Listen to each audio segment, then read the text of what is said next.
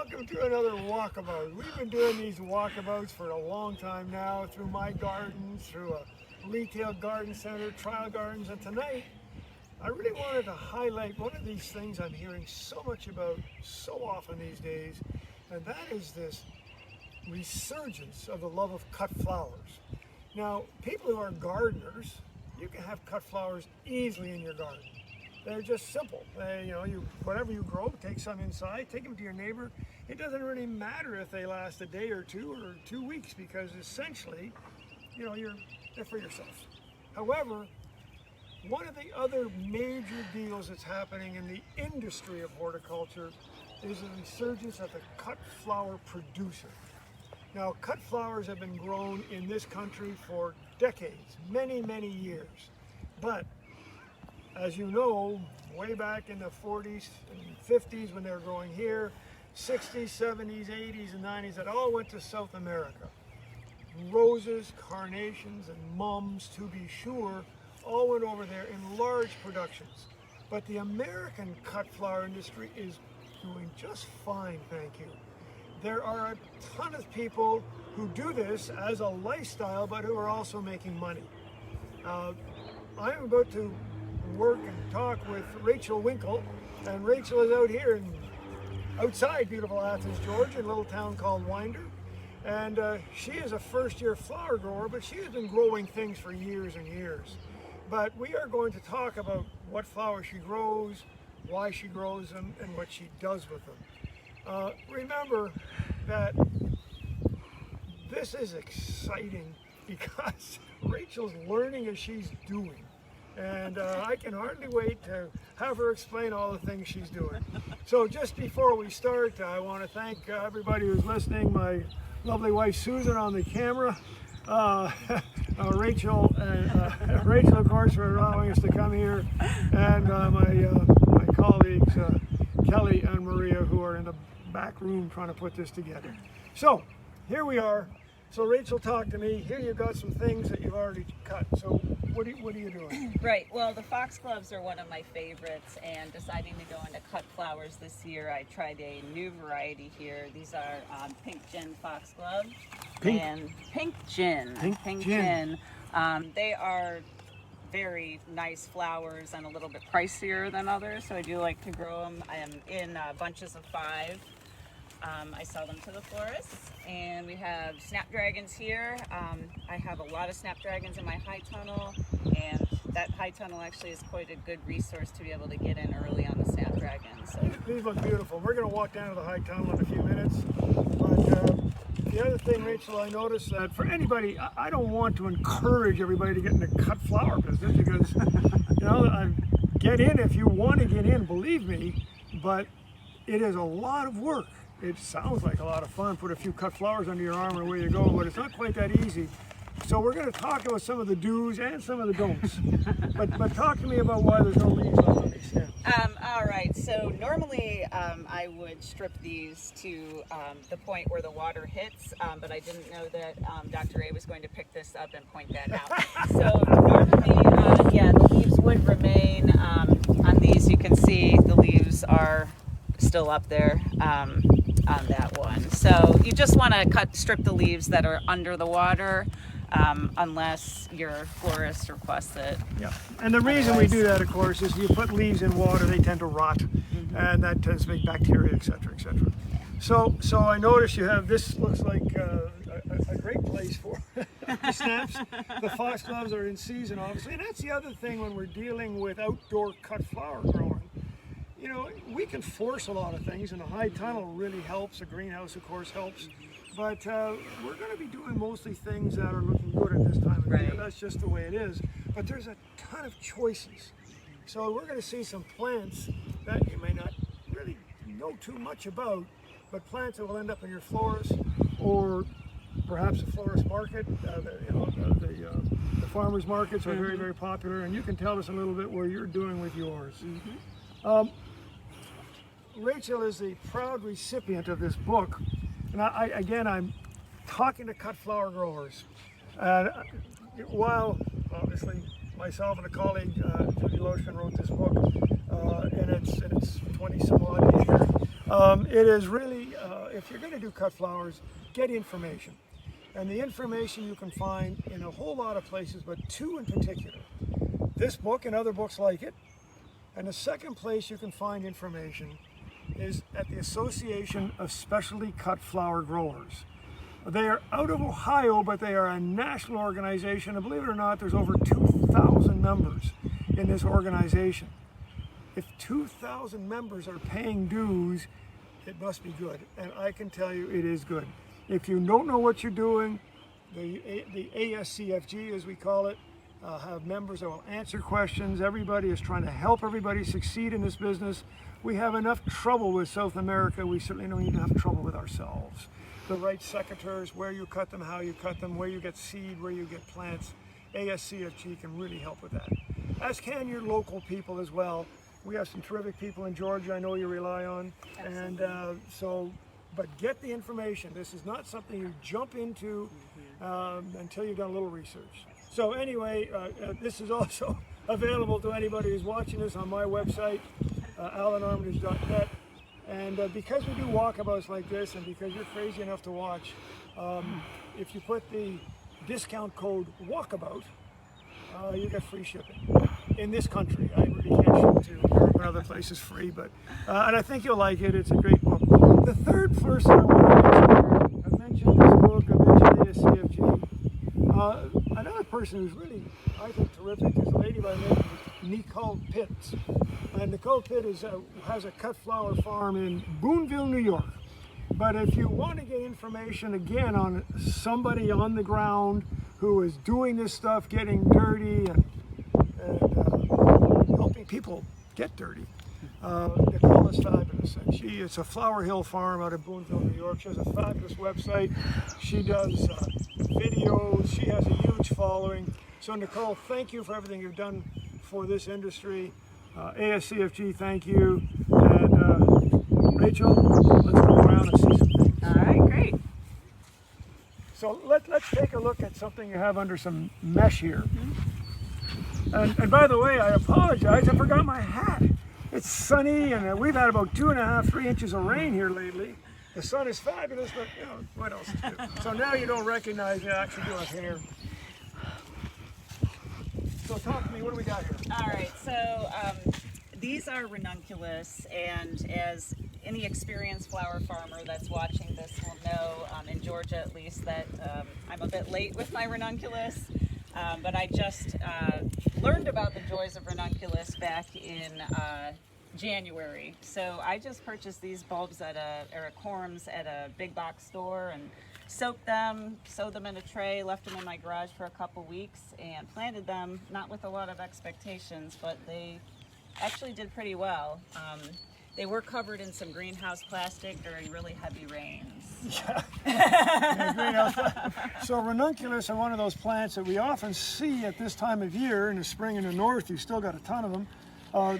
They don't tolerate heat very well. So this is a time of year they're going to do well. So Rachel, I'm armed and dangerous with my little secateurs here.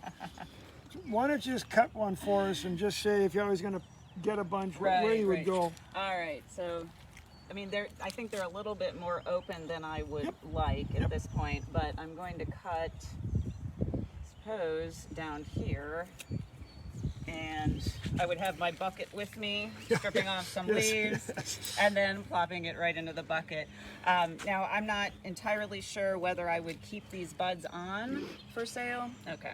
So there's two things you can do with this ranunculus. You can keep the buds on just like this, okay, because what you are selling, you're not selling ranunculus, you're selling joy and the future. The joy is just how pretty is the future. Geez, maybe these will come out. Well, maybe they won't. And if you're a florist or your market person says, I don't want those things, then you take them off. But in general, you leave them on. And sure, you have if you waited, you could get 4 flowers out of this by cutting one at a time, but the stem strength or the stem length really won't be good enough for it. Right. And this stage, Alan? Yeah, you cut it this time. Well, so how tight do you cut these things? Most cut flowers, you want to cut fairly tight because you're taking them somewhere. I mean, if you're going to plunk them in a vase and put them on your table, open as much as you want. But whenever we're in the commercial business of selling flowers, they generally have to go somewhere. And so cutting them tight, this is probably okay. You probably can even cut it tighter. Right. You can even cut this one because it's starting to open. Yep. If you were going any kind of distance. But again, that's why you work with the person you're selling plants to and selling flowers to. So they can help out a lot too. And anyway, ranunculus are a great crop, and congratulations. I think you've done pretty well for the first crack at it. Appreciate it. So let's go over here. This white thing. This is kind of an interesting plant. I know it as wedding flower. It's actually kind of a really cool plant. You know it as Orlaya grandiflora. Orlaya. So she's calling it a botanical name, and I'm getting really lazy and calling it the old common name. Orlaya, Orlaya. Yes. And tell me where these came from. These were I sowed transplants a couple years ago. So I sowed in little packs and then planted them out in late winter. They did well the first year, and I wasn't using cut flowers at the time. I had a vegetable farm and leaving it for pollinators. I learned that they reseed with reckless abandon. If you notice, they've spilled into the aisle and over to over there as well. So again, just show us what you do with these things. And all right. Have you been successful in selling them? Yeah, they are. The florists love them, and they actually get a pretty good price also. These are sort of towards the end, but I try to find them when the flower is just starting to open.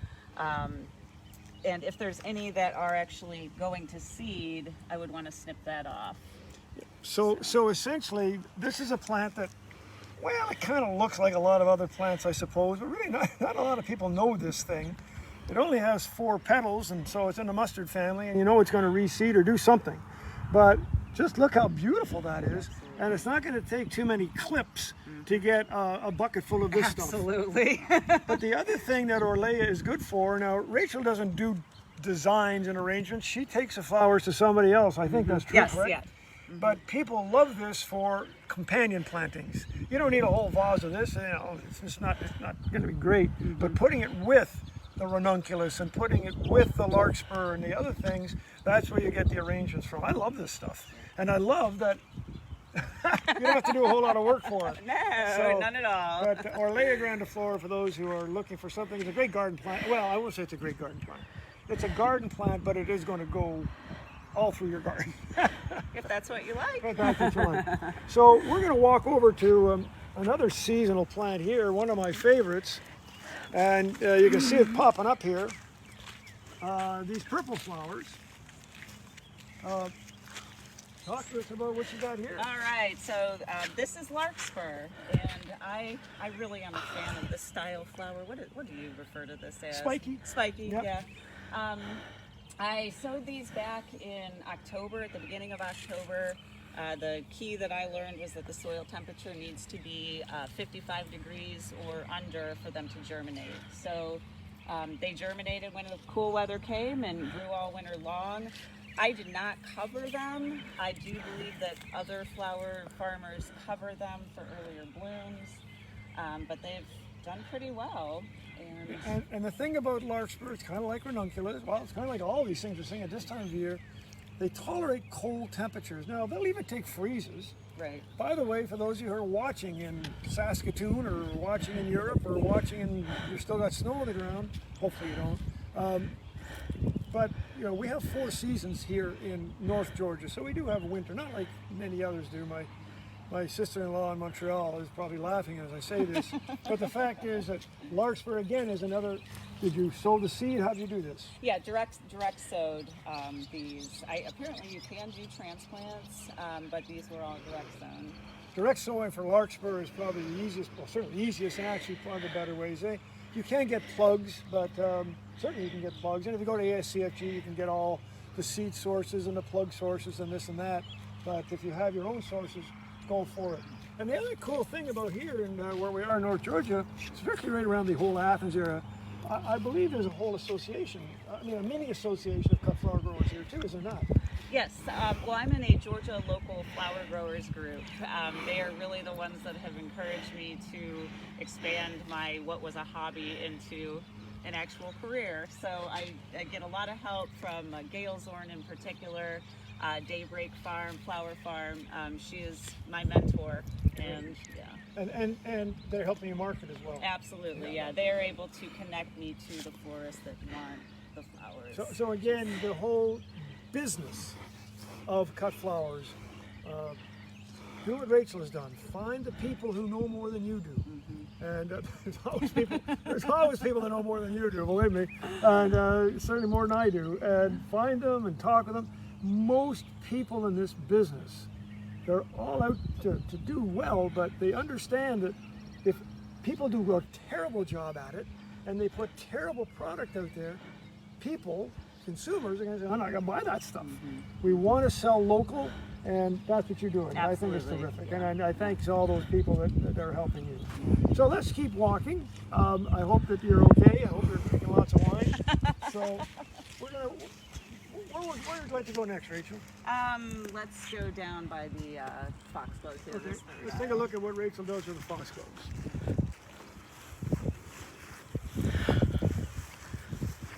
So Foxglove has been one of my favorites ever since I started gardening, and I'm kind of learning about the different varieties. I had started with camelots that you can see here planted in this bed. They're just starting to flower. I experimented in the fall with these pink gin. They're rather far from the camera. We'll take a walk over there. It seems like we get a little cheat here in Georgia with the Foxglove. Those pink gins were planted in the fall. They're supposedly biennial and would need 2 years to flower. Now, how did you put them in? I grew the seeds in a tray and then transplanted. So here's what's happening as well. Here's what's happening as well in the hybridization of the plants, including cut flowers. And there are some great companies out there that are doing more on cut flowers than ever. Remember, cut flowers were a huge product for breeders in the 40s and the 50s and the 60s. They're still a big product for the specialists, and a lot of them go over to South America or Central America or wherever. But for the local growers too, the ASCFG does trials, so you know which ones grow where. They do trials over the country, so it's local trials as well. But certainly, foxgloves are an example. Many of them are no longer quote unquote biennial, so you can do them first year. Let's just walk down and see this one, and we'll walk and see a couple of others.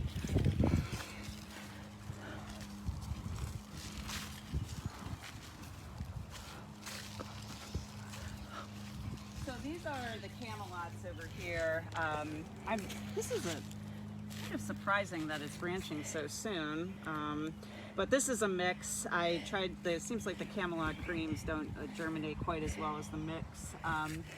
Over here was something I was really excited about that ended up not exactly being so exciting. These Cafe Creme foxgloves here.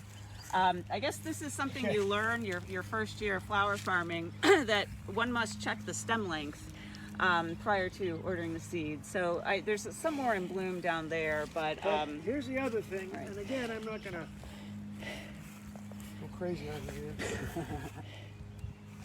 So yeah, these are both digitalis, but they're totally different species. And as you can see, the flower on this little guy, I mean, it would be a pretty flower. There's absolutely nothing wrong with it. They're just not a good cut flower because we demand a longer stem. Maybe we don't necessarily demand bigger flowers, at least a longer stem. But this is a whole different species of foxglove. So when you're looking at these things, these are hybrids of digitalis purpurea, the common foxglove. There are hybrids with this that makes pink and white and like all those colors you're mentioning, but this is what you want. I mean, you can, once you get the hang of this, go for these other ones. Once you get your market established, hey, can I try some of these with you? Right. Because the people who are buying them, your people who are actually accepting the flowers from you, they love different things. And you have some cool different things here too. I liked it. So anyway, but that's it. So this is one called Camelot. You can see there's a lot of branches on this, and why it's a terrific garden plant, because it always flowers a long time. As a cut flower, it's fine, but what's going to happen here is if I cut this stem down here, this is fine. I'm not going to cut it, Rachel. But these other stems around it will then come up. So that's good too for the cut flower grower, but they probably won't be as long or as big. So this is going to be your major one, and then you ask yourself, can I make enough money out of one good stem and 3 or 4, you know, a little bit less? Can you get the same value? And that's what you're doing. So this is good. I like the plants. They just different, but you got some other ones over here. That I do want to say what I love about Foxglove, especially in Georgia, is that you plant them as the season's winding down, and nature does it all. You know, you enjoy them then when they bloom in spring. They get watered throughout the winter, you know, with rain, and some of these will be quote unquote perennial. Some will not. Some will reseed.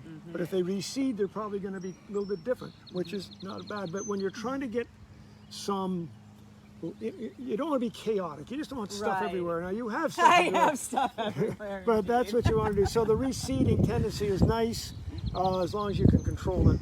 And sometimes it's better just to start over every year. But you're the judge of that. So let's take a walk across and try not to trip here to see these other foxgloves.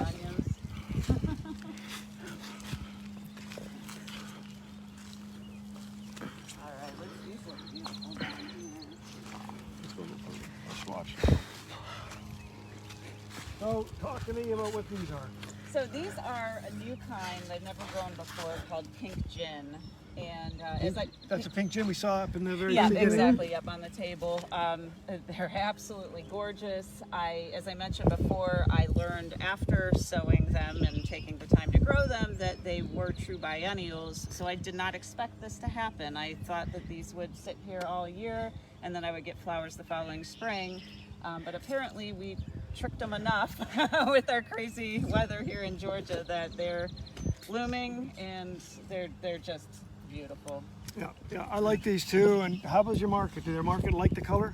Yeah, absolutely. Yeah, I left this one because I just love the funky ones. Yeah, and so the foxgloves obviously are doing well. Yeah. Obviously, everybody's noticing the what you must do in order to keep the stems upright. Yes. Are you able to lift this as you go? I have not been able to do that. Okay. This is new to me, coming from the world of vegetables. The netting is vertical; it's not horizontal. Right. So all new, and I probably don't use it enough. well, that's what you're learning. And you do this enough times, you say, maybe I can put a few more posts and raise this up as the flowers get smaller or get larger.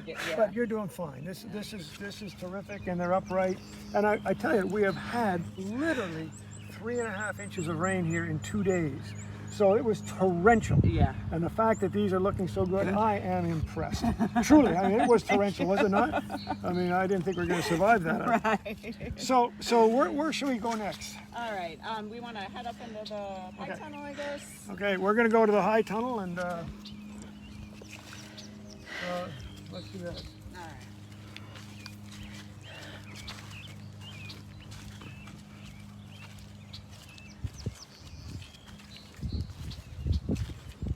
So those of you who know me know that I am just a plant fanatic, and anything that's funky I will try. So you will see a very eclectic mix inside the high tunnel. Eclectic is good. Yes, indeed. So we're going to walk up here, and you can see as Susan sort of pans a little bit, we're kind of in an interesting area. I mean, I came here first, and it's actually essentially I'm in a bowl. Wonderful property, which is in the middle of a subdivision. Yeah. So I kept waiting for the barns and the farms, and but again, I don't know how big you want to be, how truly large, but this is perfect for you. Oh, this is absolutely plenty. I know that I could apply for a second tunnel with NRCS, but I've learned with the vegetables that I have to know my limits, and know what I can. NRCS means? The National Resources Conservation Service. So I did get a 90% reimbursement on this high tunnel, being a beginning farmer. It's put in about 4 years ago. And most states have these kind of programs where agriculture, and this is agriculture, don't kid yourself. This is farming, absolutely flowers instead of soybeans. And but the fact is there are lots of opportunities for first year beginners, to sort of get a little bit of help with this. And don't be shy. Right, absolutely. Don't be shy. So are you able to, and I know I don't mean to embarrass you, but are you able to make any money yet? Yes, I have made some money. It hasn't. I mean, have you made more money than you spent? Put it that way. Not quite yet, okay. no. And actually, that's something that's very different than vegetables. Again, the cut flower growing, it requires a larger upfront investment, I found, especially with the premium, like we do have the ranunculus, the bulbs and stuff. It's more expensive to get into, so starting small. Well, that's good. Yeah. Okay, let's keep walking. All right.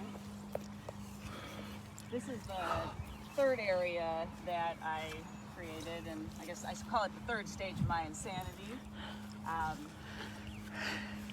Sowed plenty of bachelor buttons this year, but I did actually put in some peony shrubs.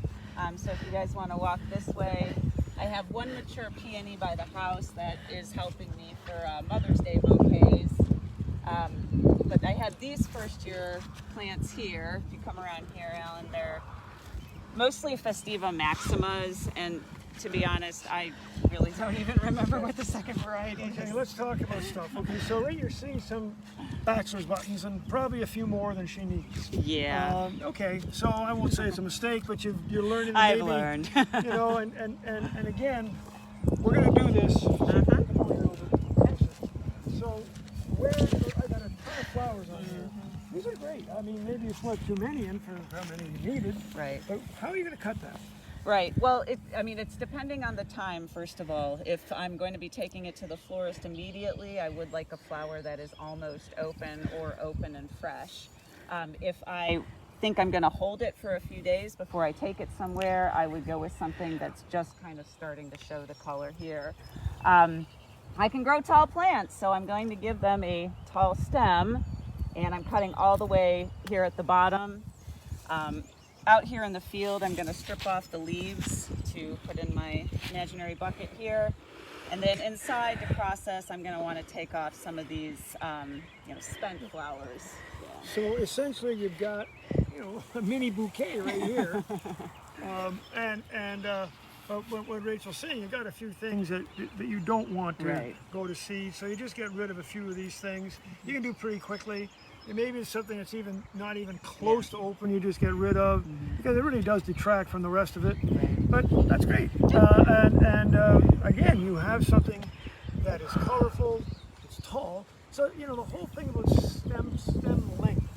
When we did the research, we've done a ton of research on cut flowers, and it's not a better flower, in fact. It's harder to get water all the way up to the top when you have such a long stem, but that's what the market demands. So that's why you put it in the bucket immediately, and you put it in with floral preservative immediately. And you can't do it, you try to keep it as cool as you can, because it's hard for water to get all the way up there to the very top. So, but we need stems. Excellent. Okay, so let's go to the top. Absolutely. This is a whole bed of status here and straw flower. This is all things coming, of course. Exactly. We're talking about things we're seeing that are ready, but of course, Rachel has done a ton of sunflowers. Yeah, she got. Tell us just what you got down the row here. Right. Well, I wanted to mention this because a lot of these are dried flowers. There's sunflowers right here, but I have straw flowers and then status here. This is very attractive to me because when you farm, you have a lot of product right now and not so much come, cool weather. So this gives me the option of harvesting, hanging, and leaving it for future sales. Whether that's value-added wreaths or dried flowers to florists. The dried flower part of this too is something that is becoming very important. It's always been important, but it's becoming even more important just because it gives the florists, it gives the farmers market, it gives us something that, as Rachel mentioned, we can do for later. And later is always a good thing to know Yes, about. Indeed.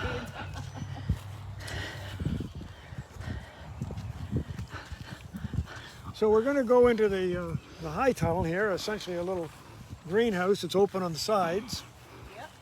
And there's a lot of really cool things in here. Is this your higher value products, or what did you put in here? Well, I would love guidance Okay. on That's what how we're here to for. maximize this.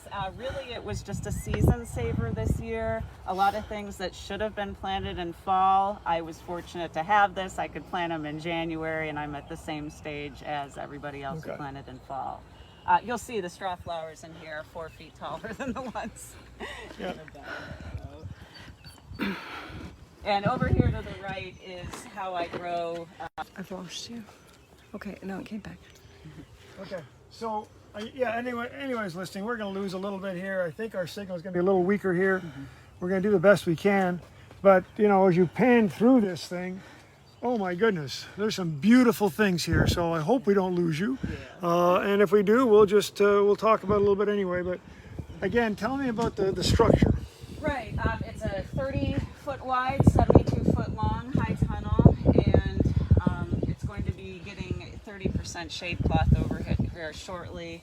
I'm quite sure with flowers, just as with most vegetables, they love a little bit of extra shade and heat. Let me just mention something about that, because again, we've been there, done that. In Georgia, where we are here, and even anywhere, if you're growing summer flowers, you need some shade. It's just that sun coming through, it's just pretty tough on these things. We would probably recommend up to at least 55% shade in an area like this. This is way out, you're in the back 40 here, but some shade, and because 30% seems like a lot, but it's going to be quite sunny. Yeah. And even in Wisconsin, and even in Montreal, or even in Duluth, some shade if you're going to be having some summer flowers. Just does help a little bit. That's great. I actually have a 50% cloth that I didn't use because it wasn't worth it for vegetables. Okay, so let's go over here. Yes. Hope this is a surprise flower. Just winter or fall browsing of seed catalogs, and it looked cool. It's called Godetia or Clarkia. And I really had absolutely no idea what to expect, but I just absolutely love it. And it actually lasts quite a while in the vase. Yeah. Cool, and they got some lovely colors. Yeah, so some of the plants that Rachel is trying out, she's just trying them. But that's, I think, what we have to do. I mean, you can go to my book or anybody else's book, and here's the top 10. That's great. But maybe a top 50 might be good too. And if you make some money on this, and you get some production on this, and you get efficiency, go for it. Yeah. So what else we got here? Okay, so I just don't want to go too far afield in case we lose the signal. I'm just very excited about Don't my get too straw far from me. flowers. I'm excited about doing these straw flowers. I'm excited about doing dried flower art with them. You can see they also are leaf-footed bug heavens. Take this opportunity to say, Dyson, I use your vacuum to vacuum up these leaf-footed bugs. It works great. Do it after dark when they're not moving too much. Do they do damage? I am not sure. Yeah. I'm not sure. I know they do on peppers and tomatoes, Yeah. but I'm not sure. Yeah. Do they do damage? Yeah, they will eventually. Yeah. If you get enough of them. What do you call these? Leaf-footed bugs. Leaf-footed bugs. I love it. Anyway, but bugs are good, Yeah, show but the world not my all bugs. And straw flowers, of course, they're kind of cool because they're sometimes called paper flowers because they feel like kind of paper. So I know that many of you know that we're kind of in close quarters here. No, that's fine. I keep expanding the beds as more is planted. This is something I found, Amobium alata, again, looking through seed catalogs and finding cool stuff. I have Lycian. Multi-acre in large flower farms in overseas as well as here. But not the easiest to plant to grow. No, so it's not. how did you do these? Right. Well, these look beautiful. I grew these ones from seed, but before you think I'm a god, it was 10 plants out of 72. Yeah. I bought transplants in the fall and planted them over there, and they had a lot of issues with them. So many of them were pulled, and as you can see, snapdragons reseeded from a prior year. Again, I'm a first-year cut flower grower, so... but I was actually leaving some of the Lycianthus buds that I can't sell, hoping they might reseed. Well, don't count on that, but I Don't think count what you on want to do is you want to take your yields and your trials and tribulations, and certainly good for you for this seed, but seed is notoriously difficult. Oh yeah. But if you way can too long. get some good cells and try again if the market demands it. Right. And I can only suggest to people that what you're going to grow eventually is what your market asks for. Now, it's one thing to say, oh, I like this plant, and do it. And if you have it in the market, when I say market, wherever you're going, enjoys it, do it next year. But what's going to happen over 5 years' time is so, well, I can't grow Lysianthus as well as the other guy next door. So that's the way life is. He's going to grow it.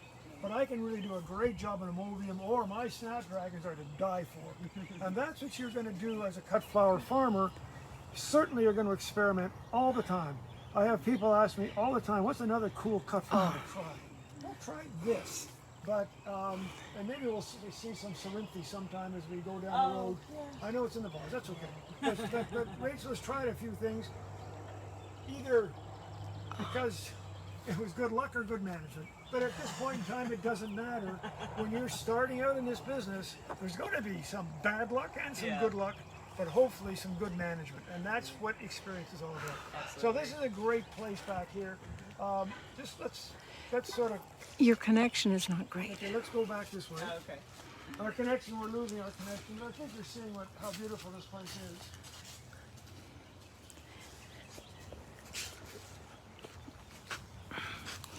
I don't want to go in my head. My cameraman, my camera lady doesn't want to go in her head here. So that's okay. We're going to walk out again. Okay. But let's just stand here for a minute. And You do that. I'm going to take the camera for a second because I'm having so much fun. The orange ones were supposed to be for my mom, but then COVID happened. So I planted them hoping there would be enough stem length, but they rather exploded before I got to I don't know. I think they look awfully nice. But I had my Your mom is going to love them. Yes, she does. She's very insistent on this. So I think as you look at these beautiful flowers and beautiful plants, you can see the sunflowers in the background. Yes. It certainly is the season for snapdragons. It's a season, for foxgloves. And if it is, let's do it. Let's make hay while the hay is worth making. And again, even a few cosmos and a few sunflowers here. So we're going to just walk a little bit. Susan, I'm going to let you sort of... No, I'll keep it. So we're going to walk a wee bit here. We're not going to look at all Rachel's junk.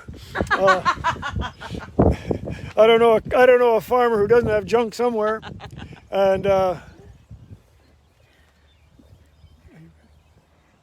so we're going to just keep walking down here. I want to go, we're on our way back to the beginning, so pretty soon you can have a little rest with you.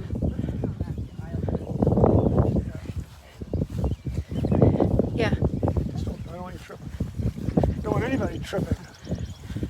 And again, it's it's really good that we're standing here and say all the rain we had, it's not soggy, got good drainage, and of course, well, there's 1,000 things we can talk about in making a cut flower business successful, not the least of which is where you put it. You know, I mean, you're north facing, west facing, is it low, high, or whatever, and that nice piece of property here, Rachel. Thank you. And when I first started doing this, I was kind of bummed that it wasn't. Oh, by the way, we're walking by Valerian right here. This was another kooky one that I tried last year. I knew it wouldn't flower till this year, and I've actually had some florists want to buy it. So This is Valerian, V-A-L-E-R. Valerian. And again, it's not all that well known, so you might be able to make $1 or $2 out of this thing. It gets pretty big, gets bigger than this too. Right. And what you can do, is it too big? That's the question. You know? No, but you got to say, would your florist or whoever you're dealing with accept that? Will they take 10? Will they take 5? Will they take them as a combination? I think it's terrific, but I'm not the one who has to sell it. So, but here we go. I have it, so mine as well. This is Valeriana officinalis, and you can get it from seed, which I assume you did that. I don't know, maybe. From seed. And it's cool, but if you had a whole row of it, it would be a whole lot better. So what Rachel's doing now is trying this and that, because we're just trying this and that. Okay? Right. Oh, and I was mentioning before, with all the rain, I am very thankful that we have a slope here. It seems to work to our advantage.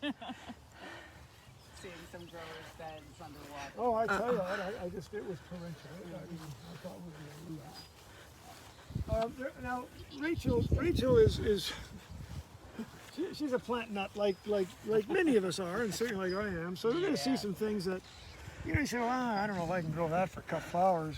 I mean, we have some really cool columbines in this bed.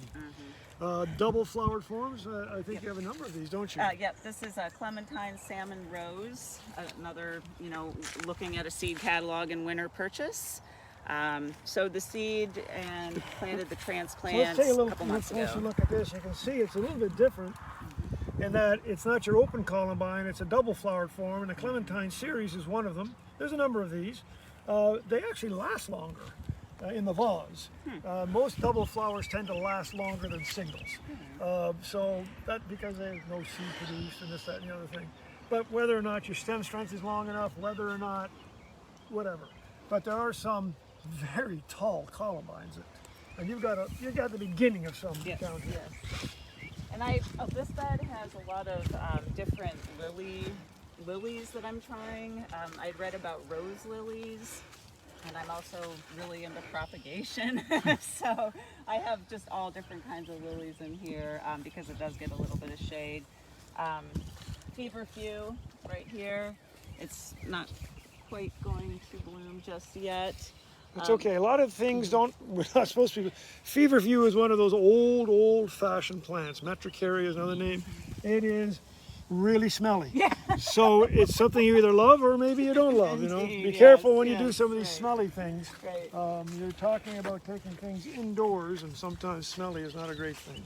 If anybody watching this doesn't understand why I have all the green fluff here, it is because I can sell it. It's Amni Green Mist, and it reseeded again from last year's intentional planting. So Ammi, A-M-M-I, is sort of a cousin of Queen Anne's lace. It's very close related. But this one, the mist part, is the foliage. It's really kind of misty. And these will all be white flowers pretty soon. So if you look at this, these are just starting now, and they're going to be quite lovely. But I see them all over the place, and tell me what happened. Oh yeah, this was from just a few plants, just a small section way down there. I believe in the rains, maybe the seed went down the aisle, and you know, I'd rather have that than a weed. So I'm letting it grow and selling it. It is a weed, but if you can sell it, and I think Ammi is a really good cut flower. Yeah. I mean, Queen Anne's lace, you can actually do that as well, but people know what Queen Anne's lace is, and it's not quite the same. Right. Same thing. Well, I'm gonna ask you to tell me about this thing, and then we're gonna look at a vase of it later on. Yes. This is Corinth. This is something I came across a few years ago and decided to try it just, you know, because I love plants. And this reseeded also, and we're a little bit late working with it, but it just looks absolutely gorgeous in a vase, all bunched up. So here's one here too, and this is called Cerinthe Major, and there's also a Cerinthe Minor. It's an annual. Well, I'd say it's an annual. I don't know if yours reseeded or what they did. Yeah, reseeded. But it's weird. I don't know if you like it or not. I don't know if I like it. But I'm not. Again, we're not the ones. So you're going to take these, and I guess you've already taken a few in. Yeah. I cut some. You suggested that perhaps somebody would want to buy it, and they did, and they want more. So It's because it's different. yeah. And I mean, I don't know what you do with this darn thing. I haven't a clue what you do with it.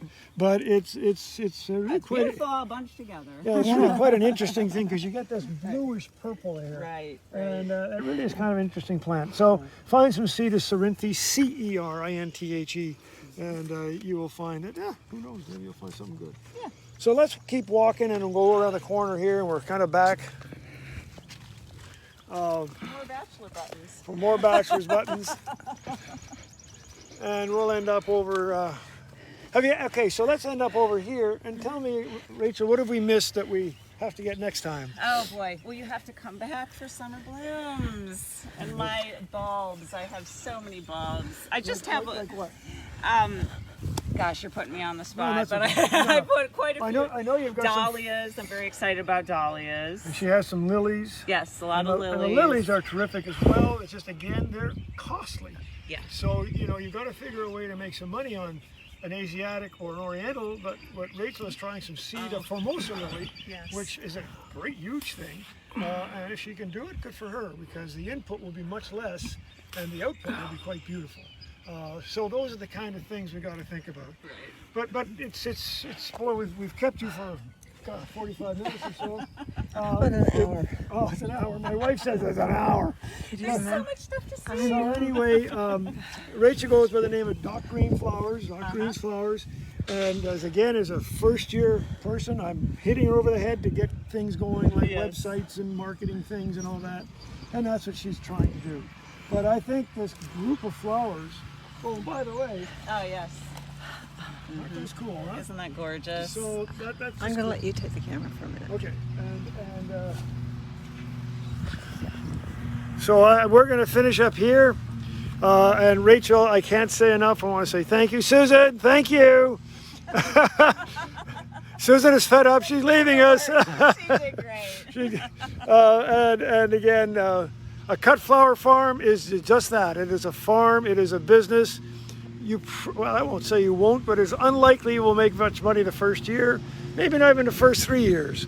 But keep at it if you like it, and it is a great lifestyle. So again, for everybody, thank you. I mentioned his book again, not because you don't have it, but if you don't have it, it's the Bible for cut flower growing, and it's on my website, alanarmitage.net. And put in the word walkabout, get free shipping. And that's true for all the books on my website, including the big perennial book and the Naked Lady book. Other than that, Rachel, again, thank you. Thank you. Thank you to everybody who's listening. And Kelly, Maria, thank you. And the lawnmower's coming, so we're going. All the best, everybody. See you next month at another walkabout where we just share love of flowers and plants. Take care. Bye-bye. And that is me. I look like Boris Johnson from the UK. God, I look awful. Anyway, see you, everybody.